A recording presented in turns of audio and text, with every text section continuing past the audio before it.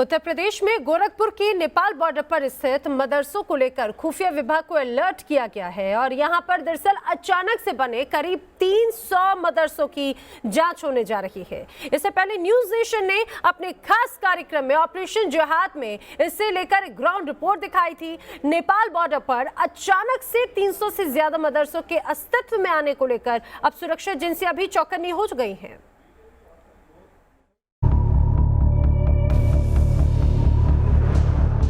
UP के गोरखपुर का ये वही नेपाल बॉर्डर है जो संवेदनशील माना जाता रहा है। यहाँ इन दिनों आप गिनती नहीं कर पाएंगे, इतने मदरसे अचानक से पलट चुके हैं।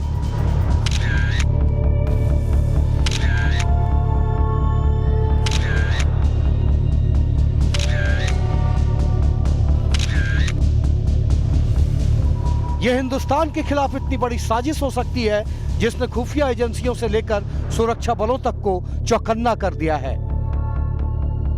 ये प्रतीत होता है, प्रथम दृष्टया देखने से लगता है कि यहाँ की जो लोगों की आर्थिक स्थिति है या संस्थान की जो अपनी आय की स्रोत हैं उसे अधिक के दिखते हैं। मतलब अचानक बहुत बड़े बड़े बिल्डिंग्स और ये सब बन रहे हैं। दरअसल ये वो मदरसे हैं जो हाल के दिनों में कुकुरमुत्तों की तरह नेपाल बॉर्डर पर वजूद में आए हैं। इन मदरसों को लेकर शक की शुरुआत तो इस बात से होती है कि जहां इतने छात्र नहीं हैं, वहां इतनी बड़ी तादाद में मदरसों की जरूरत अचानक क्यों आन पड़ी है। लगभग मोटा मोटी ये पकड़ के चलिए कि 300 से अधिक मदरसे इत्यादि खोले गए। जितनी की तो वैसे देखा जाए तो आवश्यकता भी नहीं, उतनी स्टूडेंट भी नहीं है। मतलब ताज्जुब की बात तो ये भी है। तो ये क्यों खोला जा रहा है और किस इसका अभिप्राय क्या है, ये जानना बेहद जरूरी है।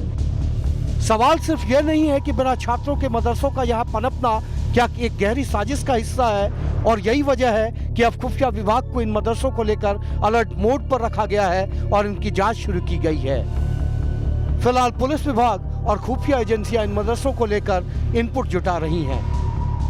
तो इसमें हम दोनों गोपनीय रूप से या अन्य माध्यम से ये देख रहे हैं कि इसमें क्या कहीं किसी आपराधिक या किसी षड्यंत्र का हिस्सा तो नहीं है कि इस प्रकार से संवेदनशील बॉर्डर के इलाके में इस माध्यम से किसी प्रकार के अवैधानिक गतिविधि या देश विरोधी गतिविधियों को तो बढ़ावा नहीं मिल रहा है। इसकी सतत जांच और परीक्षण हम करा रहे हैं। अगर उन्होंने इस तरह के कोई इस तरह की चीज़ें बताई हैं प्रेस से तो अवश्य ही वो इस चीज़ों को और भी डिटेल में बताएंगे और इस संबंध में अगर कोई आख्या हमें प्राप्त होती है तो हम लोग मुख्यालय पे स्तर पे भी इस पे कार्रवाई करेंगे।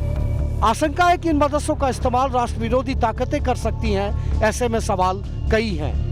मसलन क्या इन मदरसों का इस्तेमाल राष्ट्र विरोधी ताकतें तो नहीं कर रही? कहीं इन मदरसों का इस्तेमाल राष्ट्र विरोधी गतिविधियों के लिए तो नहीं किया जा रहा? आखिर इन मदरसों की आय का स्रोत क्या है? और जहां इतने छात्र नहीं हैं, तो फिर इतनी बड़ी तादाद में मदरसे क्यों खोले गए हैं? दरअसल न्यूज नेशन ने कुछ दिन पहले अपने खास कार्यक्रम ऑपरेशन जिहाद में इन सवालों को पहले भी उठाया था।